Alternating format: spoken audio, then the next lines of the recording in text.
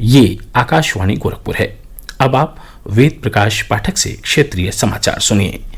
Covid मरीजों की संख्या बढ़ रही है। श्रोताओं से अपील है कि कोई भी कोताही न बरतें, सुरक्षा के सभी उपायों का पालन करें और 18 वर्ष से अधिक आयु के सभी लोग निसंकोच टीका लगवाएं। 3 आसान उपायों का पालन करें और सुरक्षित रहें। मास्क पहनें, 2 गज दूरी है जरूरी, सुरक्षित दूरी बनाए रखें, हाथ और मुंह साफ रखें।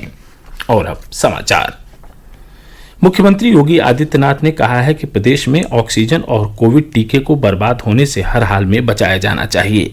वर्चुअल माध्यम से कल प्रदेश में कोविड की स्थिति की समीक्षा करते हुए मुख्यमंत्री ने कहा कि राज्य में ऑक्सीजन की आपूर्ति 300 मीट्रिक टन से बढ़ाकर 843 मीट्रिक टन कर दी गई है। उन्होंने कहा कि 7 संस्थाओं के माध्यम से ऑक्सीजन ऑडिट किया जा रहा है। मुख्यमंत्री ने कहा कि प्रदेश ने प्रतिदिन 2.5 से 3 लाख कोविड नमूनों की जांच की क्षमता विकसित कर ली है।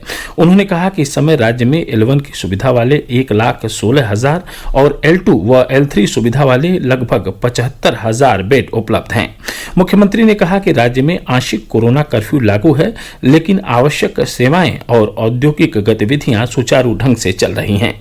उन्होंने प्रदेश भर में स्वच्छता, सैनिटाइजेशन और फॉगिंग निरंतर जारी रखने के निर्देश दिए। केंद्र सरकार ने अपने कार्यालयों में कार्यरत दिव्यांग और गर्भवती महिला कर्मचारियों को इस महीने की 31 तारीख तक उपस्थित होने से छूट दी है।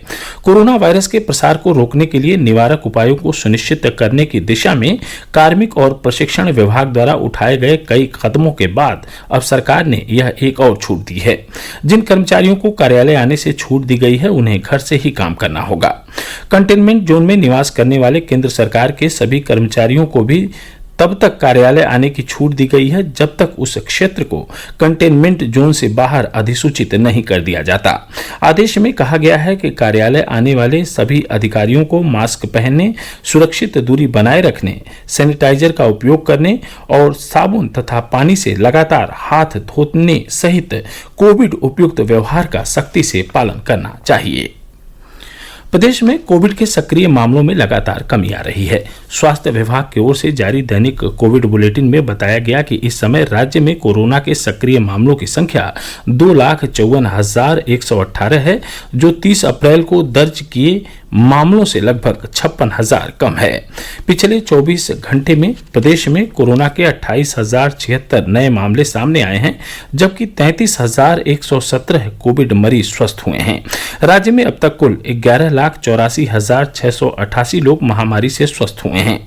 प्रदेश में कोविड नमूनों की जांच का कार्य तेज गति से जारी है। कल एक दिन में 2,42,276 नमूनों की जांच की गई। इनमें से 1,27,338 नमूनों की जांच RT-PCR विधि से की गई। इस बीच प्रदेश सरकार ने जनपदों से प्रतिदिन RT-PCR जांच के लिए भेजे जाने वाले नमूनों का लक्ष्य बढ़ाकर 1,03,500 कर दिया है। अब तक जिलों से प्रतिदिन 70,000 नमूने जांच के लिए भेजे जा रहे थे। प्रदेश में कोविड टीकाकरण का कार्य सुचारू ढंग से चल रहा है।